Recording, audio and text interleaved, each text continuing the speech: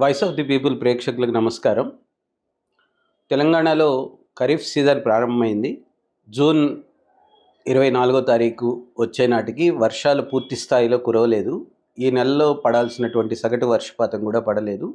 సుమారుగా 40% రాష్ట్ర వ్యాప్తంగా లోటు ఉన్నట్టుగా వాతావరణ శాఖ ప్రకటించింది.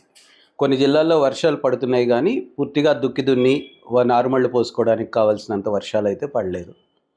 కానీ ప్రభుత్వం ఒక 2 ప్రకటనలతో ముందుకెళ్తున్నది.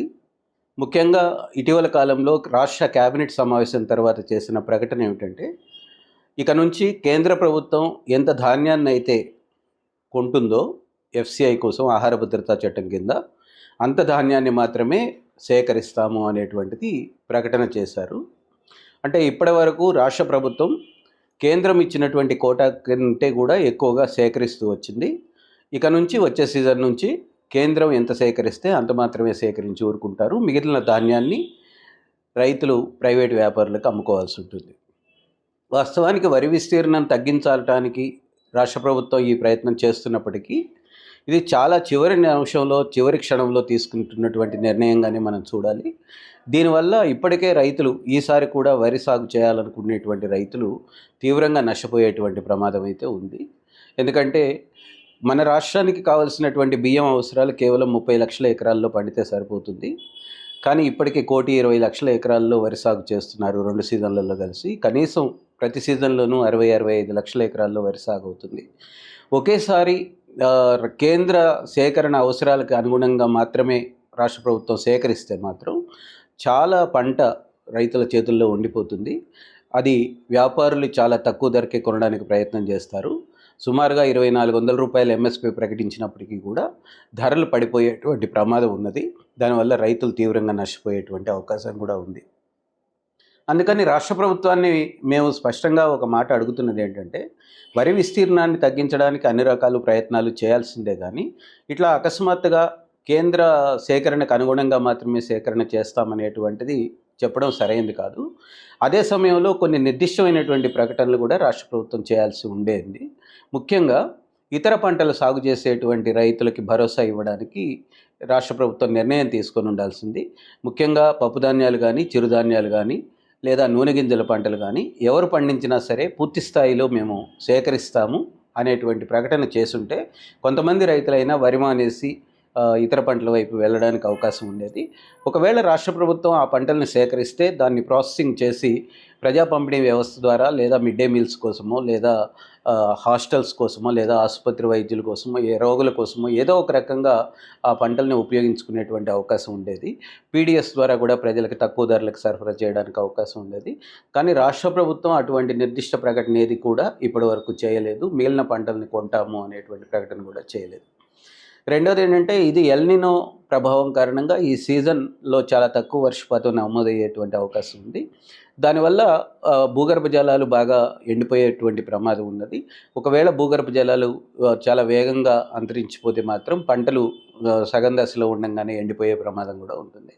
కాబట్టి ఇట్లాంటి సందర్భాల్లో పంటల బీమా అవసరం చాలా ఉండింది.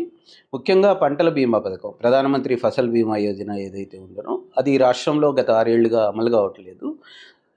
కాంగ్రెస్ ప్రభుత్వం తన మేనిఫెస్టోలో అయితే పంటల బీమా పథకాన్ని సమగ్రంగా అమలు చేస్తామని చెప్పింది. మొత్తం రైతుల్ని, మొత్తం వ్యవసాయ భూముల్ని మేము పంటల బీమా పథకం కిందకి తీసుకొస్తామనేటువంటిది కూడా అప్పుడప్పుడు మంత్రులు చెప్తూ వస్తున్నారు.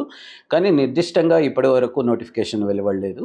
పంటల బీమా పథకానికి ఉన్న పద్ధతి ఏమిటంటే, జూన్ 1వ తారీఖు నుంచి ఖరీఫ్ సీజన్ స్టార్ట్ అవుతుంటే మే 1 నాటికే పంటల బీమా నోటిఫికేషన్ ఇవ్వాల్సి ఉంటుంది. కానీ ఈ రాష్ట్రంలో నోటిఫికేషన్ ఇంకా వెలువడలేదు. ఒకవేళ ప్రభుత్వం ఇప్పుడు నిర్ణయించుకొని మొత్తం భూముల్ని, మొత్తం రైతుల్ని పంటల బీమా పథకం కిందకి తెద్దామనుకుంటే ఆ ప్రకటనైనా చేసి ఉండాల్సింది. ఒకవేళ జూన్లో వర్షాభావ పరిస్థితుల కారణంగా విత్తనాలు మొలకెత్తకపోయినా, పంట పండే అవకాశం లేకపోయినా రైతులు నష్టపోకుండా ఆ పంటల బీమా ద్వారా ఆదుకోవడానికి అవకాశం ఉంది. ముఖ్యంగా వాతావరణ ఆధారిత పంటల బీమాలో పత్తి ఒక ముఖ్యమైనటువంటి పంటగా ఉండేది 2019 వరకు కూడా. ఇప్పుడు కూడా పత్తి రైతులు సరైనటువంటి వర్షాలు లేకపోతే నష్టపోయే ప్రమాదం ఉంది కనుక వాతావరణ పంటల బీమా గనక అమలైతే ఖచ్చితంగా రైతులకు ఎంతో కొంత మేలు జరిగేటువంటి అవకాశం ఉంది. కానీ ప్రభుత్వం వైపు నుంచి ఈ విషయంలో కూడా ఎటువంటి ప్రకటన ఇప్పటి వరకు రాలేదు. కాబట్టి మేము నిర్దిష్టంగా కోరుతున్నది వ్యవసాయాన్ని పంటల సాగులో మార్పులు చేయాలనుకుంటే, వరి విస్తీర్ణాన్ని తగ్గించాలనుకుంటే, మిగతా పంటలను సేకరించే వైపు ప్రకటన చేయడము, అట్లాగే ప్రకృతి వైపరీత్యాలు వచ్చే అవకాశం ఉంది గనక, కరువు లాంటివి, వర్షాభావ పరిస్థితులు వచ్చే అవకాశం ఉంది గనక పంటల బీమా పథకాన్ని ప్రకటించడం కూడా చేసి ఉండాల్సింది. కానీ వీటి మీద పెద్ద స్పష్టత ఏమీ లేకుండా ప్రతి సీజన్‌లో అసలు జనరల్‌గా జరిగేటువంటి రైతు భరోసా పథకానికి మాత్రం ఈసారి జూన్ 30వ తారీఖు నాడు ఒక పెద్ద మీటింగ్ ద్వారా ఈ సీజన్‌కి రైతు భరోసా విడుదల చేయాలనేటువంటి ప్రయత్నంలో ఉంది. దీన్ని తప్పుపట్టాల్సిందేమీ లేదు. రైతులకు ఇచ్చేటువంటి సహాయాన్ని ప్రభుత్వం అట్లా చెప్పుకోవచ్చు. కానీ నిజంగా రైతులు ఎవరు అనేటువంటిది గుర్తించకుండా కేవలం రైతు భరోసా పంపిణీ చేయడం అనేటువంటిది సరైనటువంటి పద్ధతి కాదు. కౌలు రైతులకు సంబంధించి ఇప్పటివరకు గుర్తించాలనేటువంటి నిర్ణయం రాష్ట్ర ప్రభుత్వం తీసుకోలేదు. కౌలు రైతులను గుర్తించేటువంటి ప్రక్రియ కూడా మొదలుపెట్టలేదు. వ్యవసాయ భూముల్లో ఎవరు సాగు చేస్తున్నారో కూడా స్పష్టంగా తేల్చుకోలేదు. కానీ 9,000 కోట్ల రూపాయలని అప్పు చేసి రాష్ట్ర ప్రభుత్వం రైతు భరోసా పంపిణీ మొదలు పెట్టబోతుంది. అంటే దాంట్లో దాదాపు ఒక 3-4 వేల కోట్ల రూపాయలు వ్యవసాయం చేయని వాళ్ళ చేతుల్లోకి వెళ్ళి వృధా అయ్యే అవకాశం ఉంది. కాబట్టి రాష్ట్ర ప్రభుత్వం ఇప్పటికైనా కళ్ళు తెరిచి ప్రతి సీజన్లో ఇచ్చేటువంటి రైతు భరోసాని పండగ చేసుకోవడం కాకుండా వాస్తవ సాగుదారులను గుర్తించడము, నిజమైన సాగుదారులకు మాత్రమే సహాయం అందించడం అనేటువంటిది చేయాలి. అట్లాగే పంటల పొందికలో మార్పు తేవాలనుకుంటే ఇతర పంటలను సేకరించాలి.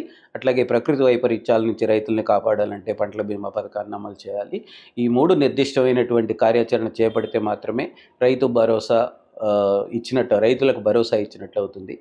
ప్రభుత్వం రైతుల పక్షాన నిలబడినట్లు అవుతుందని మేము భావిస్తున్నాం.